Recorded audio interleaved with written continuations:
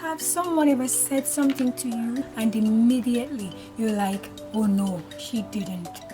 Your heart starts to beat so fast. You feel this intense feeling in your body and you feel so angered. 9 out of 10 times the person is coming from a place of love, but you automatically interpret what the person said to you to be very offensive. Are you curious to know what that is called? At that moment, you were triggered.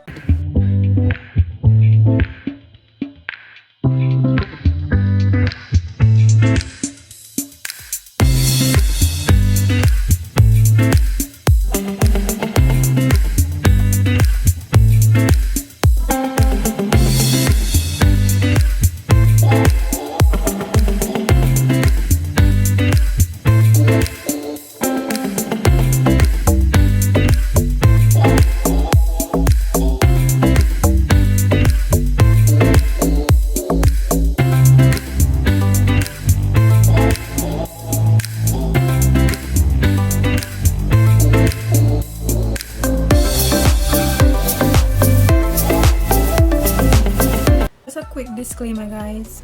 I am no psychologist, nor do I have any expertise in this department, but I'm coming from a place of experience and little knowledge that having CT, otherwise called childhood trauma, can cause people, places, and even smells and sound to be triggering. A trigger is a reminder of past trauma. This reminder can cause a person to feel overwhelmed, and in that moment, the negative memory feel as if you're reliving past experience in the present moment. I used to get triggered from time to time. For example, if my house was disorganized or a little dirty, that would set me off. I never used to know what was the problem. Why was I so angered? Now I know what had contributed to me being triggered. When I was a child, my father would verbally abuse me and my sister to clean the house. Sometimes he would go as far as beating us. We get beaten from mopstick, hose, electric wire, you name it, just to keep the house clean. And there were times when we could not go in the house until it was night, time for sleep. So now as an adult, if I see a disorganized house, it brings me back to that place. For example, a person living with trauma may be triggered by the news that remind them of an experience, arguing with a friend or spouse, a specific sound that remind them of an experience, a significant date such as a birthday, anniversary, or holidays can be triggering, especially if they lose a loved one around that time. When you feel triggered, these are the emotions that you feel. And we tend to avoid feeling these emotions because we were told that they are bad. But all emotions are just feelings, the body's natural response to the environment. So we cannot avoid any emotion that we feel.